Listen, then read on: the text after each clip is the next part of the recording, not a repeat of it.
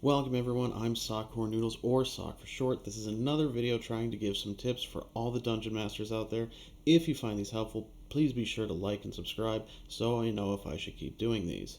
Today's video is about a mission that I designed that can fit into any RP heavy campaign.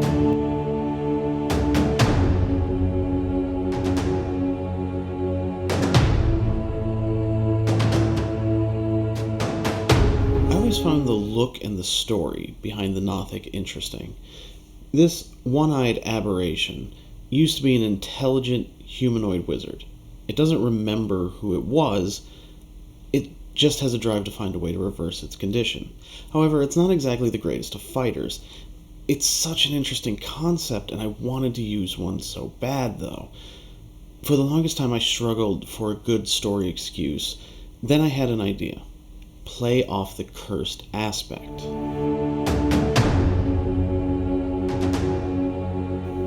The background to this mission takes place hundreds or even thousands of years ago.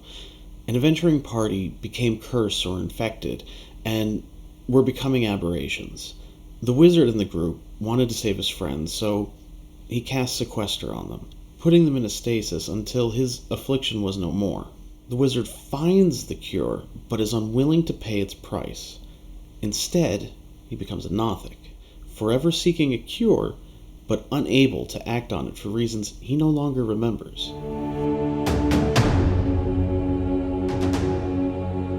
Now, to kick this mission off, the party is asked by a town's guard or a leader or some other quest giver to look into another group.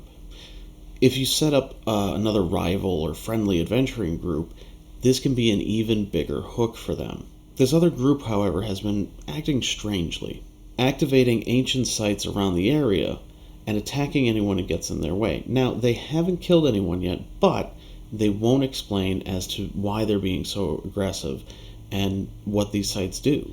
Finding the other group is not a difficult task. The sites they activated are in a very obvious pattern. They are surrounding a town or a city or some sort of community where a lot of people live.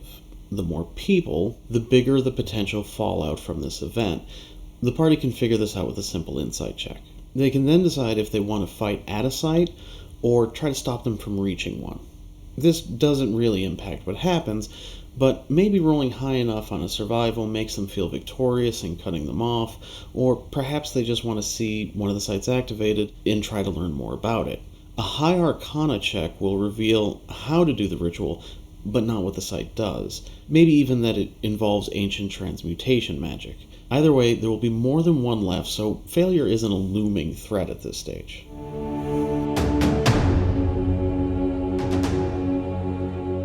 The other adventuring party won't explain why, but they have to do this. And if your PCs get in their way, they will take them out.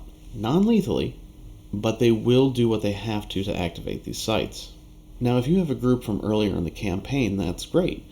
Maybe this is a time for you to try some PC builds if you're a forever DM. You could also just grab some humanoid creatures if running full character sheets is a bit much, because it certainly can be. Whoever you put in front of the party, be sure to ask them as they're taking them down if they are doing it lethally or non-lethally. Difficult moral decisions is a major part of this mission, and whether they take these people's lives or not is a big part of it. Now, if they just tie them up after the fight and question them, they won't reveal why they were doing all this, but they will tell the party where they can get answers. If they're dead, a map on one of the bodies will do the same.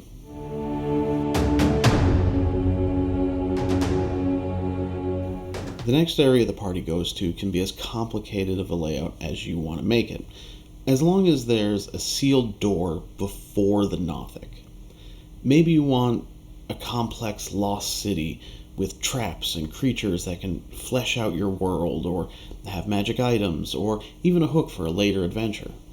Eventually they'll come to a door with an eye on it, and a voice that speaks to them telepathically, using this part of the Nothic's stat block, its ability to learn secrets about others.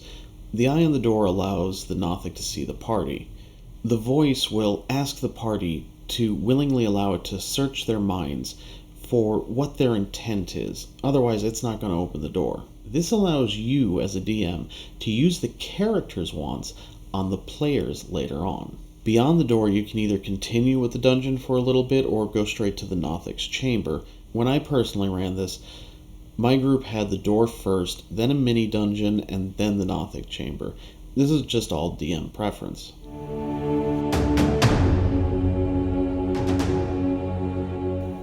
The lair of this Nothic doesn't look special, nor is the Nothic visible. He hides until he speaks with the party. Using the knowledge he gained, the same knowledge that you as a DM have about the group, he tempts them, offering solutions to their biggest wants: location of lost artifacts, cures for curses, ways out of terrible deals. He has, after all, spent his whole life researching secrets of the world, looking for his own cure. When the party asks what happens upon activating the sites, he's unsure. All he knows is that it will cure him and the party will be unharmed. When he is freed of his affliction, he will reveal the secrets they desire and devote himself to helping the party. If he thinks it will help his argument, he will come out of the shadows, claiming he hid due to fear of being killed on sight for looking like a monster. The Nothic and you as the DM really want to make these characters consider helping him. So if he has to play in a sympathy card, he will.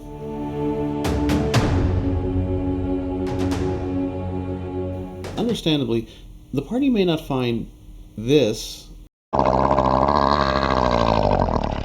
to be a trustworthy face. Odd. If they say no, or even leaning towards not helping after some conversation, he will attack. The fight will hardly be a challenge, but the Nothic will focus on whoever trusted him the least in his blind fury. Upon his death, or if they somehow remove him from the room, the sequester spell will end, and his friends will come out of stasis and look for revenge for their fallen ally. Now, I made a party using darker subclasses, Aberrant Mind, Sorcerer, Phantom Rogue, Undead Warlock, stuff like that. Or you could just take a humanoid stat block, and I would suggest looking into Mordekainen's Tome of Foes. In there you will find ways to alter cultists and give them abilities or spells based off who they worship. Same thing could work here. Either way, I would suggest that for the Nothic and his friends, that when they are taken down to 0 hit points, that they aren't knocked out, they just flat out die. After the fight, they would be able to find a secret chamber if they looked around for clues. Inside, they'd find notes on many different subjects, including the ones they wanted to know about. However, any key info has been destroyed or blacked out due to his wild paranoia. All the party will discover is that he wasn't completely lying, and maybe some loot.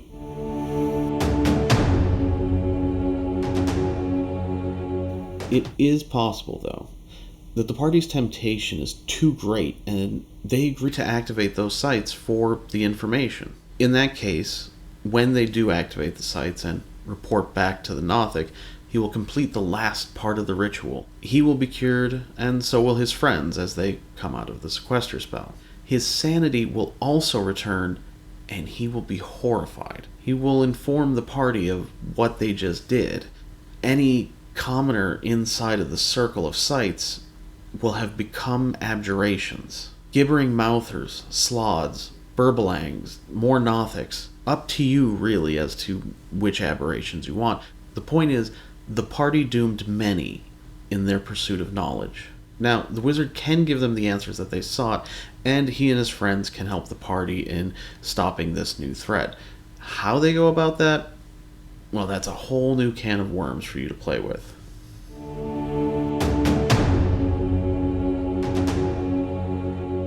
It's important to remember that the party may see what happened as a lose-lose. Even a decision as obvious as sparing that other party, they had things that they wanted badly enough to agree to help the Nothic. Now, their chance to get that information is gone. They may blame your PCs, becoming rivals, if not flat-out enemies. What about the temptations your players had themselves? Certainly, if they chose to get those answers, they now have to deal with the lives they ruined for them. What if they stop the Nothic from tempting others. They may have learned that they could have gotten the knowledge that they wanted when they looked at those notes, and that the Nothic was just trying to honestly help himself and his friends. They don't know that they would have corrupted an entire community into abominations. They may end up haunted by the what if of the situation. Sure, it's a game, and these are just the characters' concerns. However, many players are emotionally attached to what happens to their characters as if it were happening to them, so always be careful when putting PCs in such situations. Some solutions to prevent this are that, after being initially angry with them, the rival party comes to the conclusion that it was selfish and dangerous to activate these sites, and later thank the party for helping them. Or join them in the battle with the aberrations, thankful they weren't ones to pull that trigger. If your party did make a mess of things, that wizard better follow through on his promises. Or if they killed him and get nothing, maybe they do find an encrypted notebook detailing the destruction they would have caused, or are told these things by mages that check the site after the quest. Whether it's this mission or another, never forget that the players want to have fun. Sure, giving them hardship is a part of the game, but unwinnable situations can leave a bad taste in their mouths. So always read the room. If someone seems distant after a rough mission, look for ways to put their characters and, by extension, players' mind at ease. So what did you think of the mission? Is it something that you would use in your campaign, or maybe there are changes you'd like to make? Let me know in the comments below. Until next time, enjoy your adventure.